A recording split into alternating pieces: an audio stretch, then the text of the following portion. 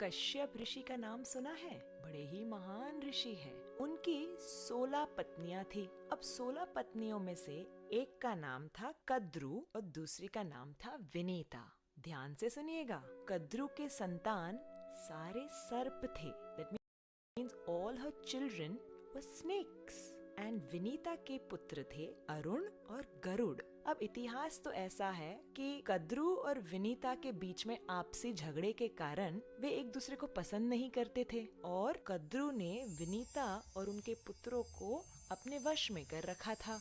गरुड़ जी ने बहुत तपस्या करके स्वर्ग से अमृत प्राप्त किया और अमृत के द्वारा अपनी माता विनीता और अरुण और स्वयं को कद्रु के कब्जे से आजाद कर दिया। तब से गरुड़ को सर्प के प्रति बहुत ही ईर्ष्या है। तब से गरुड़ जी और सर्प की बनती नहीं है और जहाँ भी सर्प देखते गरुड़ उसे खा जाते। Wherever he would see snakes, he would eat all the snakes. अब जो स्नेक्स की माता थी कद्रु, ये देख के उसे बहुत टेंशन होता था कि मेरे सारे परिवार को ये खा जाएगा। कद्रु गई ब्रह्मा जी के पास। ब्रह्मा जी, मेरी सहायता कीजिए, मेरी मदद कीजिए, ये गरुड़ तो सारे सर्पों को खा जाएगा, हमारा समाज समाप्त हो जाएगा, कृपया हमारी रक्षा कीजिए। अब ब्रह्मा जी गरुड़ के पास आते हैं और गरुड़ से कहते हैं, गरुड़, इतना सारा विध्वंस तुम मत करो इन सर्पों का। एक योजना बनाते हैं जहाँ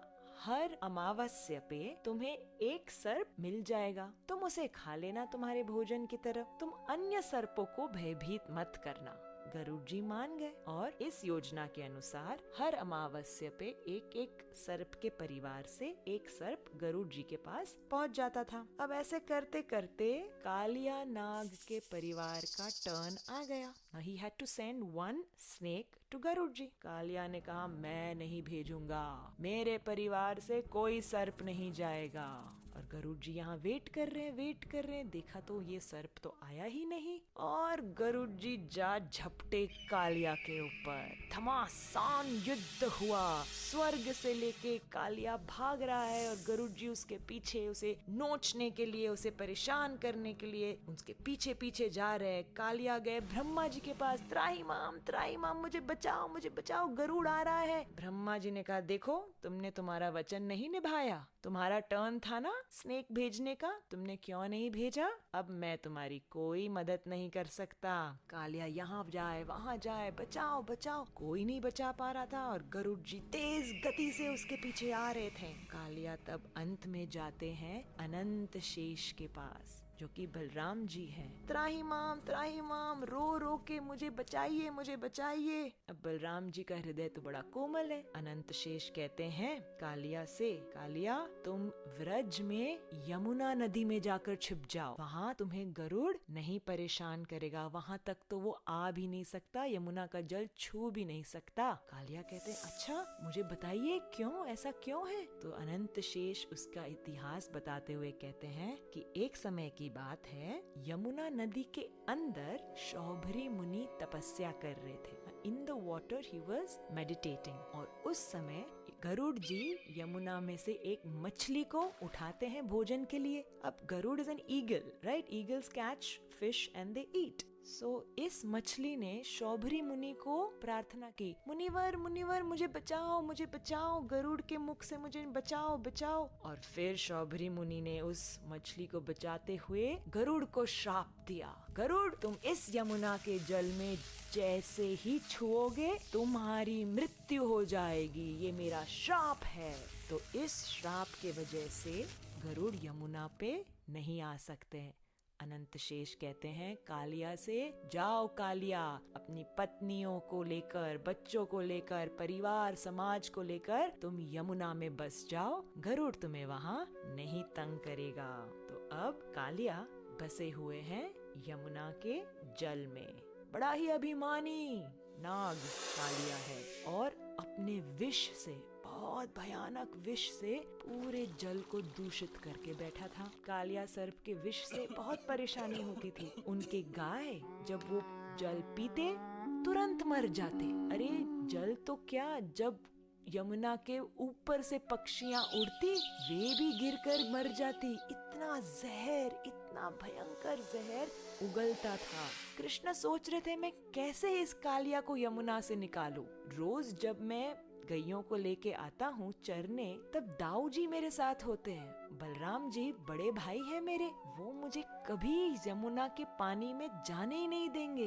मैं अब ऐसे प्लान करता हूँ कि कल दाऊ जी का बर्थडे है, तो बलराम जी के जन्मदिन पर हम ऐसे प्लानिंग करेंगे कि उन्हें हम साथ में लेकर ही नहीं आएंगे यमुना के तट पर, उन्हें हम घर पर रहने देंगे। तो जब बलराम जी घर पर रहेंगे, कृष्ण अकेले रहेंगे मित्रों के साथ, तो कृष्ण ने सोचा मैं तब जाके यमुना में कूद जाऊंगा और कालिया को सबक सिखाऊंगा। जिस दिन बलराम जी का जन्मदिन था, कृष्ण उसे छोड़कर गैयों को लेकर यमुना के तट आते हैं और वहाँ पे जैसे ही गाय वहाँ पहुँचती है, एक एक एक करके मर जाती है। सब सखाए घबरा जाते हैं, कृष्ण कृष्ण हमारी गैया को बचाओ बचाओ, पानी पीते ही मर गई, कालिया का इतना भयंकर वहाँ पे विष है, कुछ करो कन्हैया।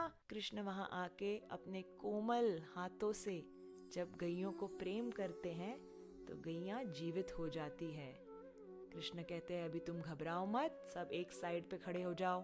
कृष्ण कदम्ब के वृक्ष पर चढ़ते हैं और धीरे धीरे एक डाली पर पहुंच के वहां से सीधे अंदर यमुना में छलांग मारते हैं। जैसे ही छलांग मारते हैं, बहुत बड़ा splash of water happens and Krishna अंदर अंदर अंदर अंदर यमुना में जाते हैं। कालिया वहां सो रहा था और इतना पानी में जब अंदर जाते हैं, there's a turbulence, there's a disturbance। Kaliya की पत्नियां कहती हैं, अरे बालक तुम यहाँ क्यों आए? क्या तुम्हारी कोई गेम यहाँ आ गई? क्या तुम्हारा कोई बॉल यहाँ गिर गया? जल्दी जाओ यहाँ से, अगर हमारे पति ने तुम्हें देख लिया तो तुम्हारी खैर नहीं, तुम्हें मार डालेगा। तुम यहाँ से चले जाओ बच्चे, चले जाओ। कन्हैया कहते हैं, देवी मुझे तुम्हारे पति से ही मिलना है, मुझे कालिया से ही काम है, उठाओ उसे।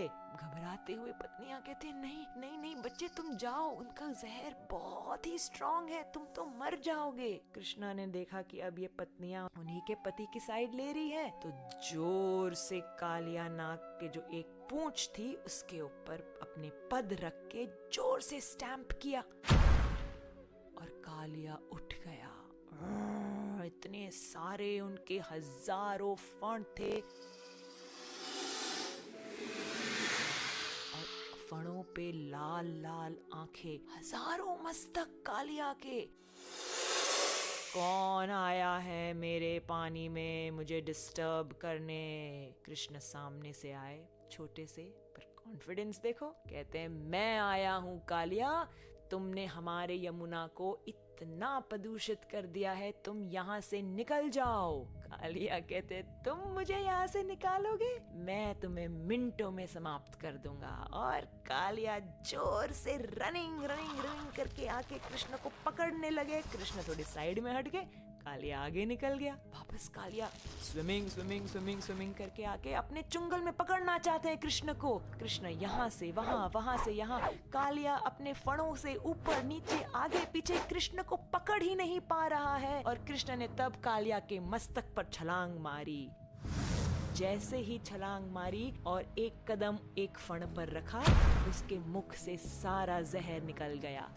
दूसरा चरण दूसरे फण पर, दूसरे मस्तक पर रखा, उस मस्तक से पूरा जहर निकल गया। अनेक फणों पर नृत्य करते करते कालिया के मुख से अब जहर निकल रहा था। ये करते करते करते पानी से ऊपर आए, बाहर आए यमुना से। और ये दृश्य ब्रजवासी देख के बड़े ही घबरा गए। हमारा छोटा सा बच्चा कालिया के मस्तक पर, घबरा गए। माँ यशोदा बेहोश हो गई। नंद बाबा तो अंदर कूदने ही जा रहे थे। बलराम जी ने रोक दिया, पिताजी मत जाइए, कृष्ण संभाल लेगा।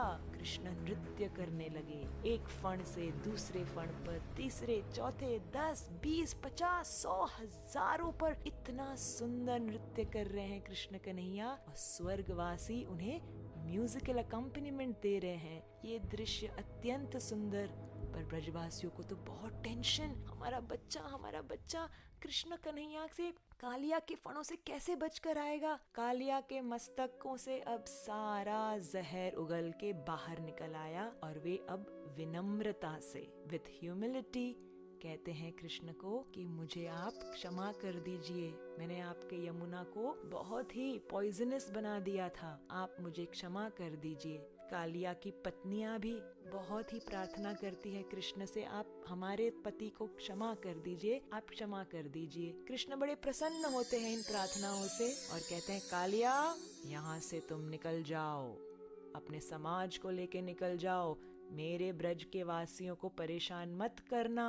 कालिया कहते हैं पर प्रभु मैं यहाँ से निकलूंगा तो गरुड़ मुझे खा जाएंगे, वो तो इतने समय से रुका हुआ है कि मैं कब यमुना से निकलूं और वो मुझ पर झपट के मुझे खा जाएंगे। कृष्ण ने कहा घबराओ नहीं, तुम्हारे मस्तक पर अब मेरे पद के चिन्ह हैं। Seeing my footprints on your head, Garud will not trouble you. Kaliya तुम निश्चिंत होके यहाँ से निकल जाओ। कालिया और उनकी पत्नी, बच्चे, समाज सब कृष्ण को प्रणाम करते हुए यमुना नदी से निकलकर गहरे समुद्र में चले जाते हैं, पूरी तरह से स्वच्छ और अमृतमय बना देते हैं। ये देखकर ब्रजवासी, ग्वाल बाल, सखा, गोपियां इतने आनंदित, जय जय कृष्ण तुमने कर दिखाया, तुमने हमारे यमुना नदी को बचा दिया, तुम्हारी जय हो, तुम्हारी जय हो। इस प्रकार से कालिया दमन लीला ब्रज में हुई।